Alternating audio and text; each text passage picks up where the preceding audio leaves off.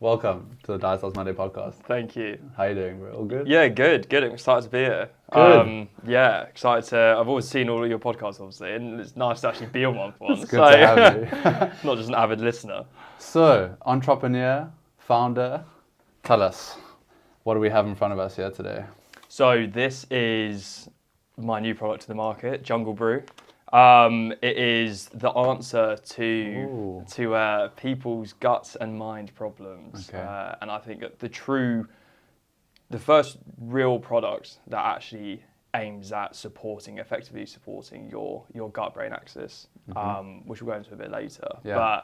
But yeah, and just something that's a bit fun. Where does the jungle come from? Yeah, so the jungle, there's a few different reasons, or origins from it. So originally I wanted something just to be, I don't know, obviously you're well into your fitness, right? Yeah. So you have so many different supplements out there. And I don't know if you ever think this, you've ever been to like a Holland Barrett, for example. They're a lot of them look so clinical or boring. And I know you get some more exciting brands out there nowadays. And but I wanted something that just reflected a bit more excitement, and that's obviously where, I've been traveling quite a lot, and I wanted something to really reflect that side of me as well. So, getting into a jungle is always a bit of fun and adventure, isn't it? Yeah. So, then the second side of it as well is there's a lot of symmetry between a jungle and what's in your gut and your body as well. Yeah. So, there's trillions of organisms in a jungle, but there's also trillions of microorganisms in your microbiome, right? So, and they're both, a jungle is a very delicate ecosystem that can thrive when it's under the right conditions, but it could also not thrive if it's under more harsh conditions. Very similar to the inside of your body, and particularly your gut. That's interesting. So, yeah, that's kind of where the name came from. Okay. Yeah, just kind of just sort of stumbled across it. I just came back from traveling in areas that are very jungle dense. So it just kind of it just seemed to fit the message between the two things, So that's perfect. So what are the different elements of the coffee that are going to help someone's microbiomes? So there is, as I said, so there's about 14 ingredients in total. That's obviously including the coffee. The main ones that focus at your guts are the probiotics and the prebiotics that are in there. I took a lot of time to actually carefully select the probiotics because it's something that people don't actually often know. Were you testing it yourself? Yeah. So I went through a whole testing process, and I got loads of other people involved as well. So I got enough opinions to have enough validation that I'm barking up the right tree to some extent. Right. But yeah, these probiotics, something that people don't often know is that a lot of probiotics actually don't make it past your stomach acid because they don't have any sort of protective casing, or they're too exposed to those harsh conditions. So you often see things with yogurts and whatnot, and it says contains live bacteria or live cultures. That doesn't actually. A lot of that doesn't actually get to your gut where it can really help to bring those actual benefits. It's a lot of it actually just dies in your stomach. So we've actually used two special types of, they're actually a spore, right? So a spore has a sort of protective casing around it so that it has two benefits to it. It can withstand your stomach acid and actually reach your stomach where it's actually going to have the benefits. But it's also, funny enough, heat resistant for up to around 20 minutes. Which we tested in the lab prior to launching this.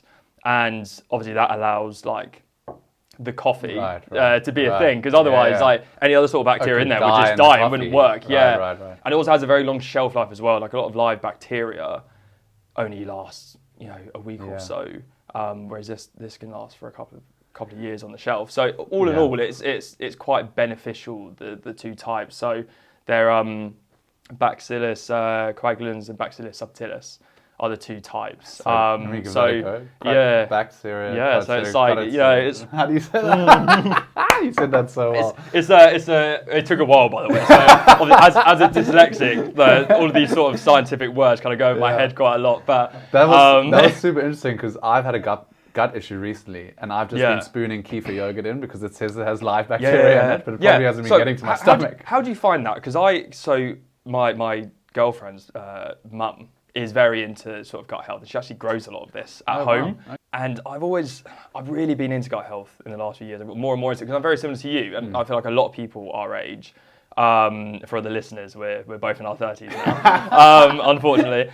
But yeah, a lot of people around our age are starting to struggle with stomach problems, and I always used to take this stuff that my girlfriend's mum used to make, and I found it just tasted awful. No offense. There's to like her, there's like a sour it's element so to it. sour. It's so Yeah. sour, and I was like, oh, there's got to be a better way to do this than, or to get the right sort of stomach nutrients without having to go through that all the time. So hence, again, that was another avenue that I looked at when looking into this product. But I felt like when we were actually looking at developing this product, gut health was one of the main things, because I think you'd probably agree as well. I think we've had similar journeys. Obviously, you're a bit older, you're a little bit further down the health but timeline. Still struggling, still struggling to find a solution. I am. Exactly. So I think it's fair enough that people in their 20s have their fun, and I feel like I've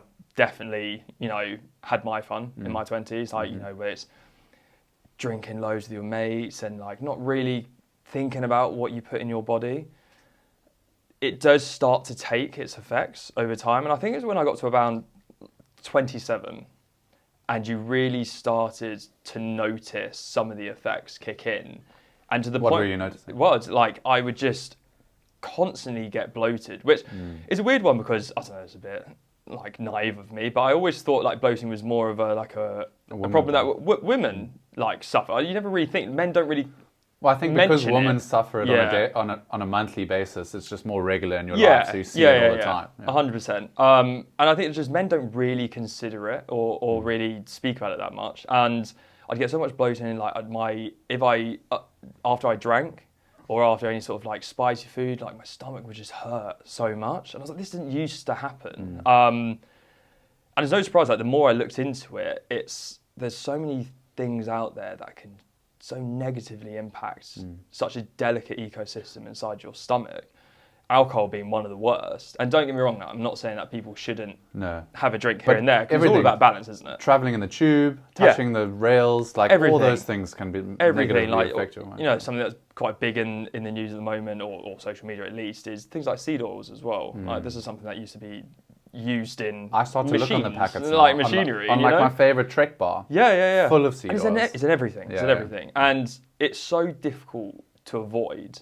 And I think that's the importance of trying to like get as much natural food and the right sort of, it's kind of what I tried to base this on, is getting, obviously you want as much coming from a balanced diet as possible, but let's all be real, like you can't make sure that you're taking the right stuff every day. So you want something that's going to be the consistent foundation throughout your day every day to make sure that you're getting those vital nutrients in there.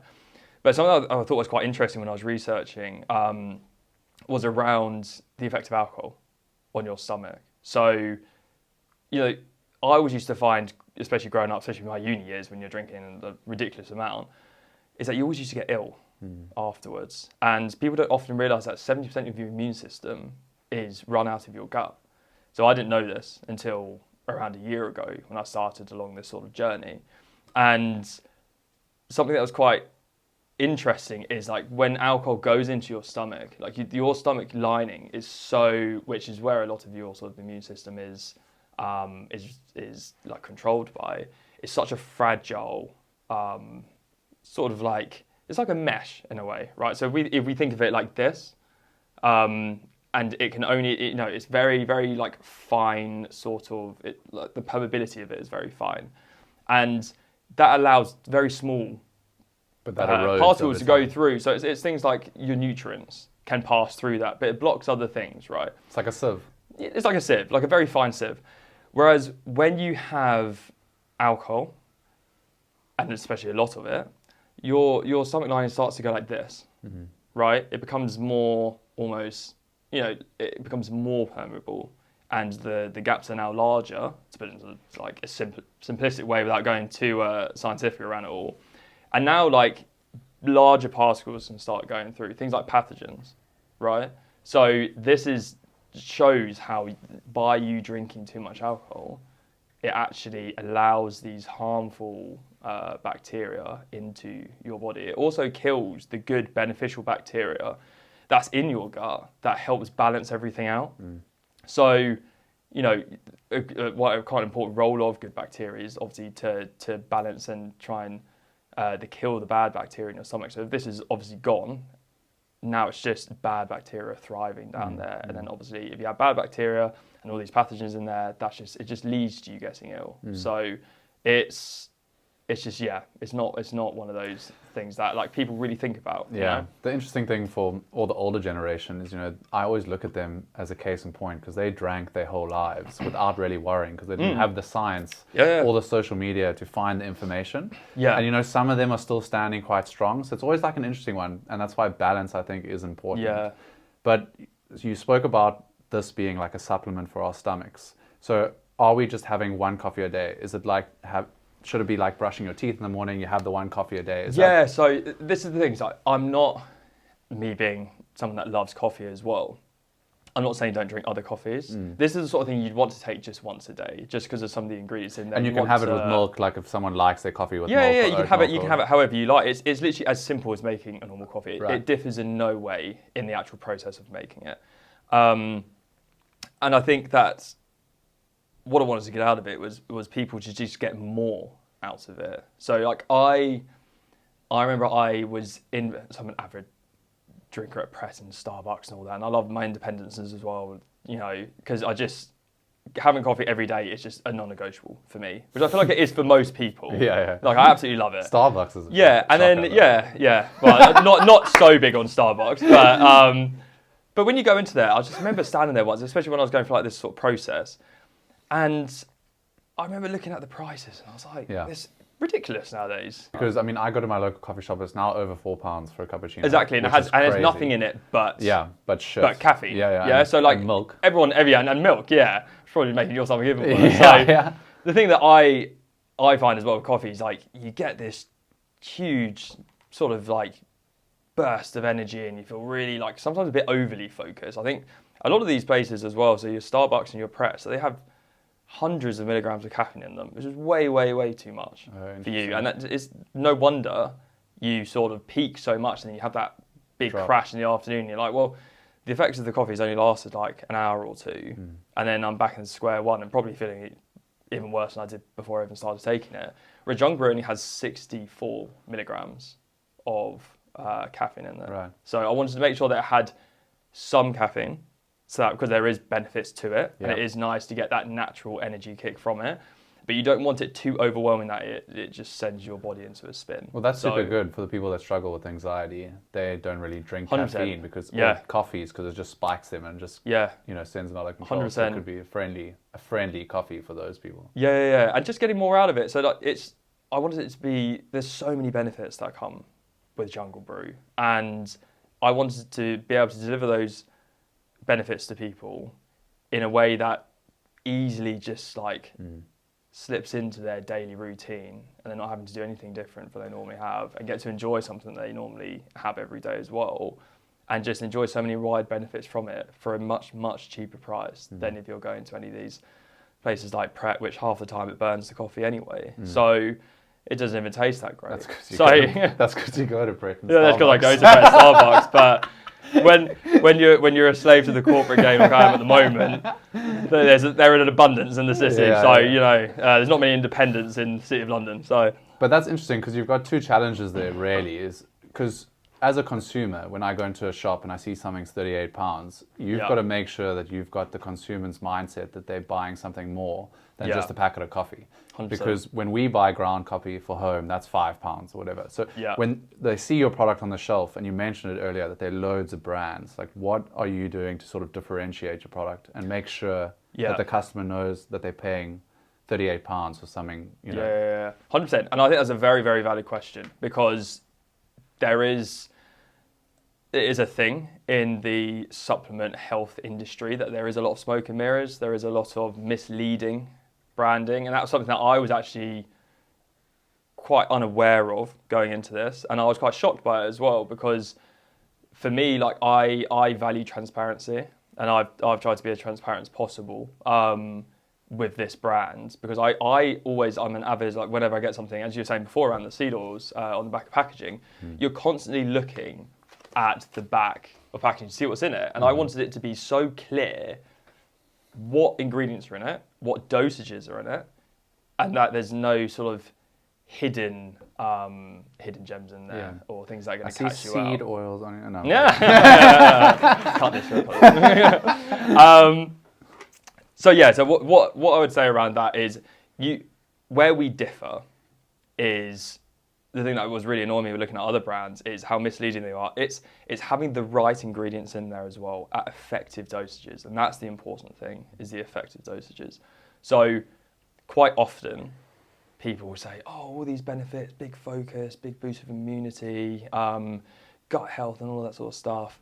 And then you look at the back and it has an absolute scratch of a dosage in there. So they'll put it on the package like gut health, but it's got like 0% on the... Yeah. Well, it's actually funny. You can't actually say gut on packaging, which is something I didn't know either. So hence why it's called Mind and Body. But there's so much misleading sort of branding out there and marketing that, you know, there's one brand out there which I was really shocked by, and I couldn't work it out to begin with. I kept looking at the packaging, like something's not lining up with what they're saying and what I'm seeing here as well. Like, and they were claiming like a much higher sort of dosage on there than there actually was in there, because of things which you often see with sort of mushroom products, which is the extract sort of ratio.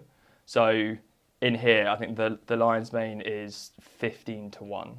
Right, extract ratio. So what that means is there's 15 whole sort of mushrooms almost has been extracted down into the quantity of one, right? So it's a highly concentrated one, right? However, there's a lot of inefficiencies or a lack of standardization between the extraction processes. So just because 15 went in doesn't necessarily mean that one's come out, right? So a lot of brands out there say they've got an extract ratio of 4:1. They'll say, oh, we've got, 2,000 milligrams of lion's mane in there, when they've actually only put in 500 of the original actual extract. Can we read that? Yeah, and you can see that. It just takes people to actually look into it, right? So because I could have done that, right? So I could have done that on this and gone, I'm going to put 7,500 milligrams of lion's mane. But I didn't want to do that because I feel like it's just kind of misleading consumers. Right. So I've put the 500 milligrams on there and said with an extract ratio of 15:1. So people can come to those conclusions by themselves, but not being led there already by clever marketing. Interesting. You know? So yeah, that's one thing. And then also like the actual standardization of the right compounds. So something that's quite simple. I'm only talking about lion's mane right now. This is it's not even, I wouldn't even say it's one of the main ingredients in here, but it's just one it's quite a popular ingredient at the moment. So I think it's worth talking around because this is how a lot of other brands out there have been misleading. And they actually like standardize for the wrong things. They'll put like, it's 40% polysaccharides, right? And you always see that. Or that's always the standardization of this particular compound within a lion's mane. And this is actually an antioxidant. Right, so it has, and they claim mental benefits of it, helping your nerve growth factor and all that sort of stuff, and helping you have cognitive benefits. Yeah. But antioxidants don't do that. Antioxidants are around, obviously, your immunity and helping fortify that. But I suppose a healthy gut is a healthy mind. Yes, true. Right, but they're not aiming it at the gut though. They're aiming it directly, sort of aiming that at mental health, which is a big thing. Yeah. So there's these cool and. Excuse my pronunciation because dyslexia again, but it's like herasones. I think that's how you pronounce it.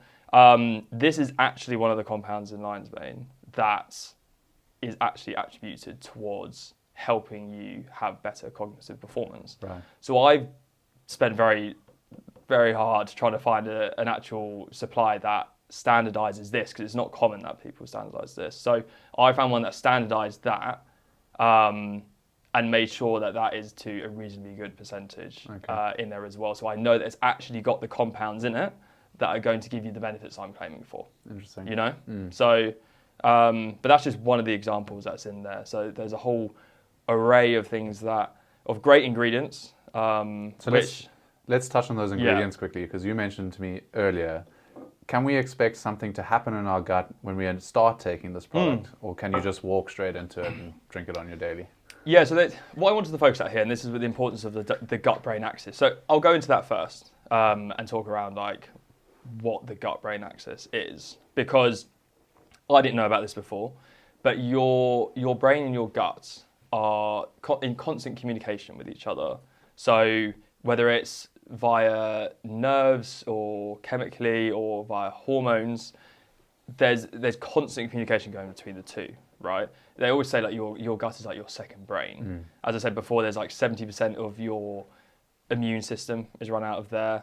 You have 90% of serotonin in your body is produced there as well, although it's a little bit different to the serotonin that you find in your brain, but I can touch on that a bit later on because that's another thing that's quite misleading.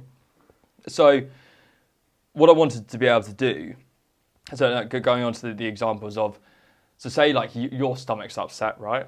It's going to cause inflammation on your stomach lining. It's maybe your microbiome is going to be off balance. You'll maybe have more bad bacteria than good bacteria, releasing loads of chemicals, and this sort of throws off your mental performance. It can make you affect your mood. It can give you brain fog. It can allow you to not kind of lose concentration.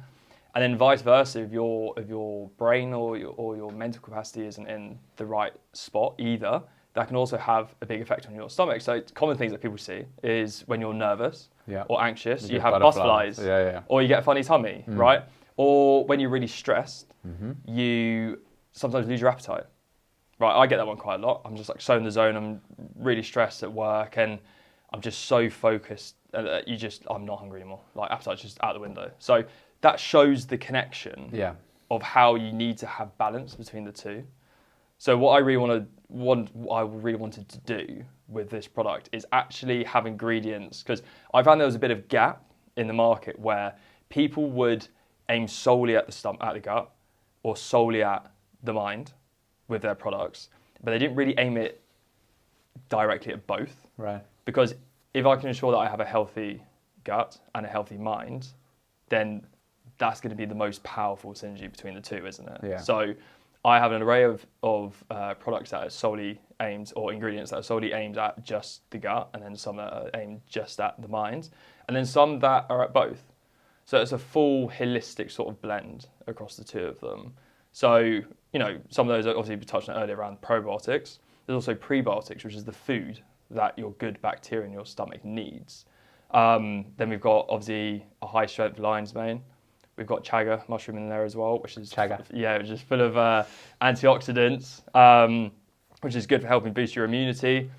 I've then got choline in there as well, which is something that is really good for brain health. It's actually used in dementia and Alzheimer's studies. I hadn't either, right? So, and I thought this was quite. You always think of like the signs out there in the world that lead you to thinking like, oh, I must be going along the right path here some way, because it's a bit too much of a coincidence. So, my stepmom actually was diagnosed with dementia 2 weeks before the end of the design process for this product, right? Oh, wow. And I said to the scientists at the time, I said, like, look, I think we're pretty much there. Is there anything else that you think would make this complete, make it whole?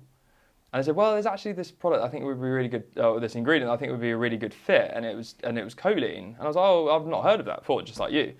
I was like, what does that entail? Like, what sort of benefits? And she's like, oh, it's actually used in dementia and Alzheimer's studies. And I was like, that's so weird. Yeah, it's so weird that obviously you just found out that horrible news, obviously. Yeah. And then someone's after that. By no means it's not a solution, is it? But it's something that made me more sort of like conscious of brain health and making sure that you're doing something at least to try and support it. And so that's in there around that. So it really helps around like your brain health. Then there's something in there called tryptophan, which I'm a big fan of, pardon the pun on the rhyme. But this is a precursor. It's a really useful, very powerful ingredient, and it is a precursor in the serotonin and the melatonin production cycles, right? So it's something in there to really help lift your mood up, especially when you're not getting, especially in a country like the UK, obviously you've probably found it since moving here, it's not that sunny here, so especially compared to South Africa where you're from, so it's you I don't take get a lot of vitamin D. Yeah, exactly. So you don't get much vitamin D, which can obviously Yeah. impact on your mood and your overall sort of like immunity. So it's good to have something in there to help sort of give you like at least a bit of a solid foundation going into the day to make sure that you're feeling your best. You know? Is that why you guys are always so grumpy? Yeah, pretty much. Because drink Jungle Brew. So yes, that's one of them. Then I've put magnesium in there as well to help with sort of stress throughout the day. I feel like that's just the common one people just throw in. Yeah. Gotta have it. It's popular for a good reason. Yeah. Like it's a very vital mineral. So and especially for your sleep. So especially when tryptophan goes through a cycle and it's obviously turns to serotonin first, but then it turns into melatonin later on. So it actually helps your sleep later in the day. I've also got zinc in there. Yeah. So zinc's a very vital. That's a good one because a lot of people have low zinc levels and they don't know. Yes. Yeah. Exactly. So this is what I really prioritize is like making sure what vitamins do people not take enough, right? So and I've been ill recently. And zinc was one of the main things that you should take when you're ill because it really helps boost your immune system. So again, with immunity in mind, I wanted to put that in there to help lift that up. And then some of the most important vitamins you can have, which is vitamin D3, which you touched on earlier, and then which is obviously around like your mood and your health. And then there's the trio of vitamins. The B vitamins, which are the most crucial ones, which are your B6, your B9, and your B12, which just have endless benefits to them. They probably support every single angle of your gut-brain axis and anything else in your body, to be fair, as well. So, and those kind of fall into the four main categories. Because when I made this product, I wanted to start at the outcomes first, like what I wanted to achieve from the product, and work backwards and find the ingredients from that point. So I thought 4 key things that I see as important for myself and people like me in this stage of life in your latter 20s when you start taking on more responsibility at work. Your lives are a lot more busy and stressful and you can't afford to be ill. You need to be in the top of your game to make decisions and not be, Also, it's a mission taking 1,000 pills Literally, in the morning. like, and this is one thing I looked in as well, like the amount of times or different supplements you would have to take, it would be considerably more than the price tag of this. I mean, you basically were ticking them all off for me. I think the only one that's missing is omega-3. Which which the fishy taste probably won't be very nice on the coffee, to be fair. I must be honest, I used to take omega-3 and you'd burp and you'd get that fishy taste. It's a hard sell in coffee, I think. So maybe I'll look at but I mean, you can't have everything. So it's important just to note for people to understand. Like, 100%, There's no perfect fit for anything. Yeah. It's just something that gives you enough of the foundations that you need. So going back to the 4 outcomes I wanted to achieve. So it was improved focus, a boosted immune system, a balanced mood throughout your day, and a healthy gut are the 4 main pillars. And so working back from that, that's where I arrived at all of the different ingredients. And I had the team of scientists help me actually come up with ingredients and the right effective dosages that would effectively help you achieve all of those 4 outcomes. And look, it's like with anything. Say take fitness, for example. You don't go to the gym once and suddenly you're in impeccable shape with a 6-pack and can run probably the distances that you run. He's a triathlete for anyone else to know. But like anything, it's a product that you have to take regularly over a longer period of time, and you will start to see more and more and more benefits as you go. They're quite a common sort of initial side effects that you get with all probiotics is you can get some initial sort of bloating and some light stomach cramping, which is ironic because the whole reason you're taking it is to avoid those, right? But I'll talk you through why that happens. So this is just a byproduct of the good bacteria killing the bad bacteria, and when that happens, it releases things like gases and some initial sort of chemicals, right? That will cause obviously some bloating and some of that initial cramping. but if you persevere through it, and it's like, as I said, with any probiotics, a very common side effect, you will find that your stomach is in the best place after about a week or so. I was going to say, I think it's like about. how long? Yeah. It's pretty much. It can range from a couple of days to about a week. So I think it's important for people to note that this isn't like a once-off coffee save the day. Not at all. No. You know, you have to kind of go through the process, and you can't actually go to the shop and buy one of these. You're buying this for the month, and you know, you're doing it on a full time. Hence why it's on a subscription. And don't get me wrong, I think subscription models are quite overused, right? And I do think it's very annoying sometimes when you're kind of forced into subscription, which you're not forced into subscription with Jungle Brew. Yeah. However, if it is something that you are consistently taking every day for a month, and you're going to continue for many months after that, it does make sense to be on a subscription where you can get cost savings from that. And look, in the future, I'd love to have loads of other benefits that you get within this subscription as well. So, but as a startup, I think the price is the initial one. And stay tuned, we're looking at things to add in as well as we grow. So it's such a concept to try and beat the consumer's mind, because I'm just picturing myself, when I go to buy something for £38, it's always so much harder than it is if I had to pay £1.10 right now. Yeah. But you forget that you go out for coffee and pay the £4. But when you're doing that, there's no problems. No worries in the world. 100%. Because you're still in the beginning of the month and you still have a big bank balance. And then at the end of the month, you just eat peanut butter for 3 days. You know what I mean? Like, and I think this is going to be one of the. I know this is going to be a hurdle, right? Because people are going £40 for coffee. Yeah, absolutely. You're having a laugh, mate. Yeah. But the thing is, it's not coffee. Coffee is just the medium that is carried in, right? Yeah, it is a supplement, and it's technically many supplements in one. Yeah. So if you look, and that's why it's important to look at the per serving cost of obviously just over £1. That puts it into a relative scope. And what I find really interesting, right? And someone said this to me a few years ago is. And I remember it was from uni days actually, because I don't remember from uni that you'd go and like buy all the cheapest food possible because you had no money and all that, and you're eating all these ready meals and it's all crap and it's horrible and probably caused a lot of the issues I have now. Absolutely. So if, obviously you go and like you're trying to save all this money, but then you'd go out and spend 50, 60, 100 quid. Well, especially like as you get older, I see some of my friends spend hundreds on a night out. So you don't want to spend 40 quid on the cameraman's taking some ownership for that. And we're all guilty of that. I've had some horrendous nights before, which I'm way past that now, thankfully. But people will be like, I'm not paying 40 quid for this supplement brand, but I'll go out and spend an unbelievable amount on the very thing that this supplement is trying to fight against. Right? So half an hour you could spend 40 quid one round. And it's literally, especially in London, so it's a change in perspective and prioritization as well. So people often prioritize the short-term satisfaction of a night out with their mates and having a laugh, which, don't get me wrong, it's fun, but you need to think of the long-term consequences of what you're doing and the long-term consequences of looking after your body in the correct way as well. So beautifully said. Yeah. So I want to know, where do people find it? So online at www.officialjunglebrew.com. Right. Had to add the official in there because there is another company out in Slovakia that started really? in the time of me getting the name here and then launching, started up some small like coffee thing out there. No way. It's a coffee thing, nocha. Yeah. I know. It's so funny. However, I do have the rights in UK and Europe now. Okay, so nice. I will deal with that at some point. But the officialjunglebrew.com. Okay. You can buy it there. Also looking to have it social media? You can.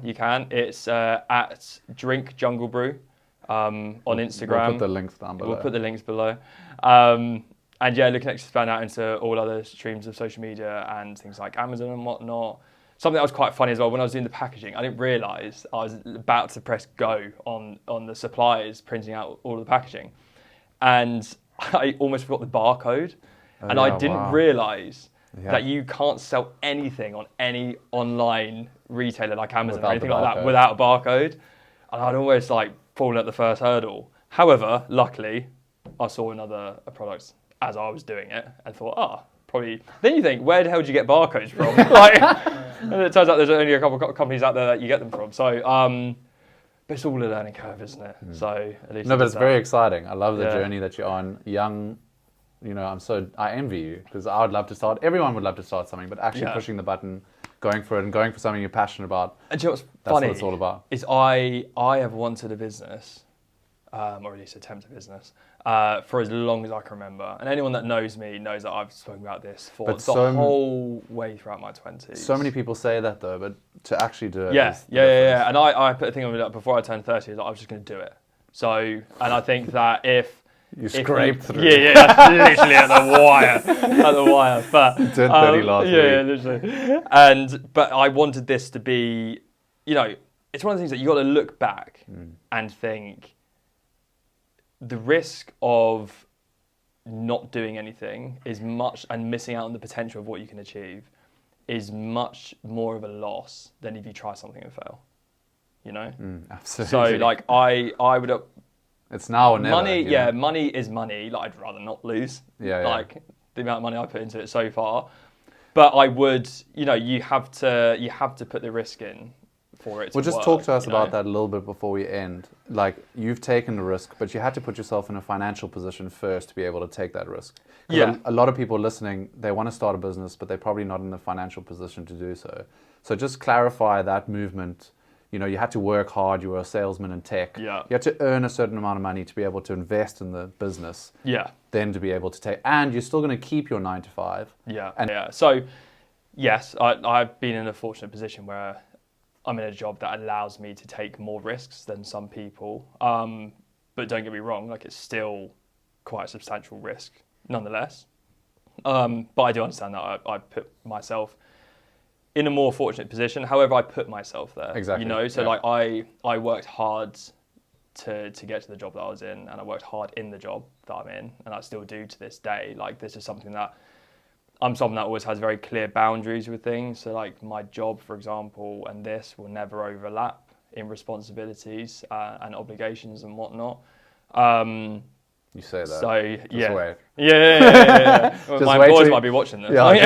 Just wait till you sell the first 500. Yeah. But I just want to be able to, still work hard and everything. And that's something that's just who I am as well.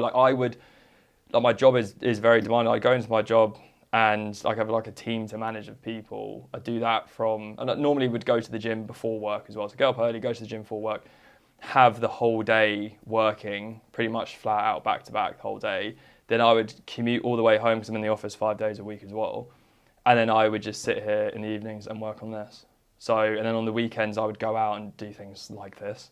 And more, things that I can't just fit into an evening. Yeah. But it has been like this for the best part of the last year. And I think that's also what's helped me move more away from the partying lifestyle. Because you've dived into your passion. Yeah, because I found a passion, I've dived into it, and I'm so happy that I finally found something, because I was saying before that I've spent so many years wanting a business, and I feel like I just really struggled to find something I really believed in. And then I finally came up with this, and it was a process, by the way. It took the best part of a year to arrive at this. It had many different iterations along the way, but getting to this point has been great, and I've enjoyed every second of it along the way. There's been some stressful moments. Well, how amazing is it when you work on something like this and it doesn't feel like work?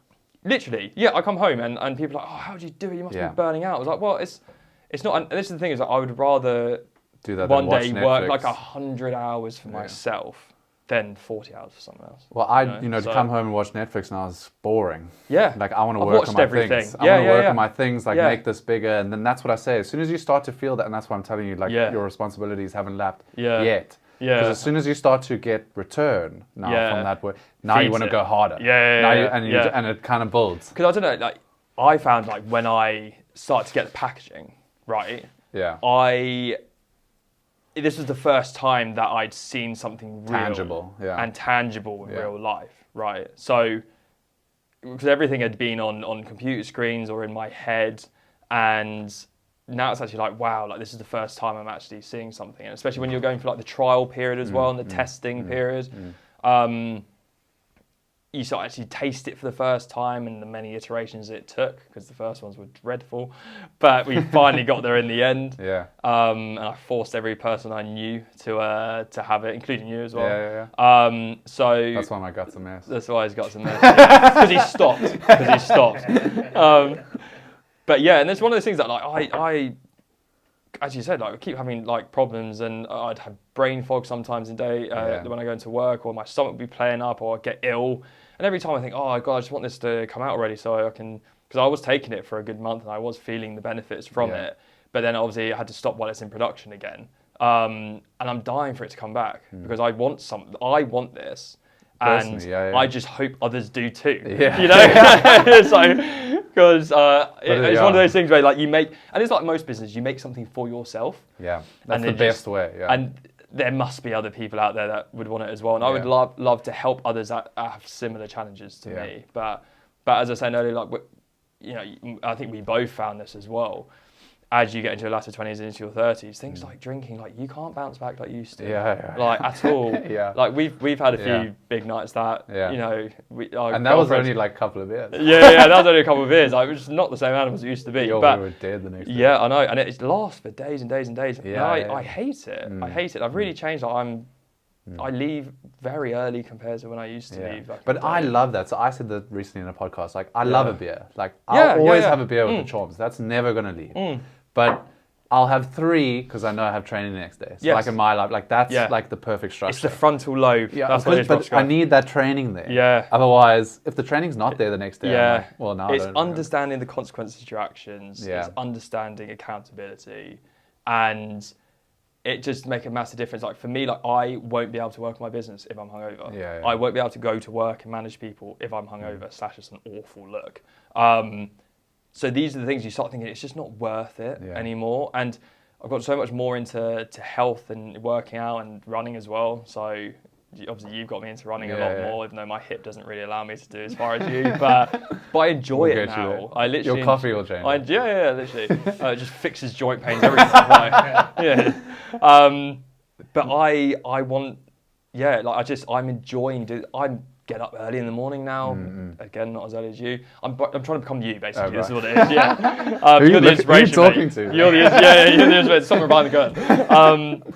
But yeah, and you just feel sometimes like on these really long runs, and you kind of like afterwards you feel so good. Endorphins, I'm like, God, this is so much better than any sort of endorphins or spike in. The problem, it can be an addiction as well. Yeah, I know, but there's worse things to be addicted to, isn't there? So.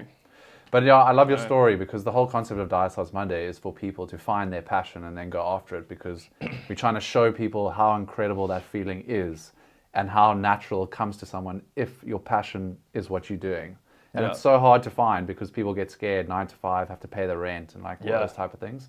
But like when you actually get in it, it's unbelievable how it doesn't feel like work. Like mine's a side hustle, but like it keeps my mind just focused on something that I'm chasing that makes me smile. Like it's just an unbelievable feeling. And do you find your appetite for risk changes as well? Like you kind of accept and can deal with a lot more risk once the passion's there. Like for me, like I'm just like, oh, if it fails, it fails. Yeah. I'm going all in. You got to give it your all.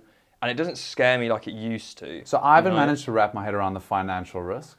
Yeah. Because I think at my stage of life, and anyone entrepreneur will say you're not right, because I'm reading Simon Squibb's book, Do You Have a Dream? Yeah. And he says like those are one of the 7 answers that you give when you don't chase your dream or entrepreneur venue. It's like, I don't have time, or I don't know how, or I don't have the money, or I can't take the risk. So like I am in a position where I've got a big rent bill, I have Lauren, I have a partner, I have things to pay for.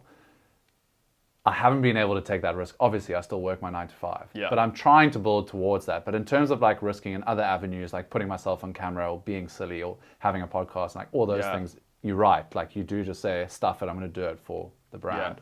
Because there will always be people out there as well that will have an opinion on it. Oh, 100%. Or will think it's cringe or laugh or anything like that. But at the same time, I feel like a lot of that's just a reflection on themselves and them not them feeling like, oh, I'm not doing something. There's a bit of envy. You know, like, oh, I wish I had the confidence to do that. So I don't care, basically.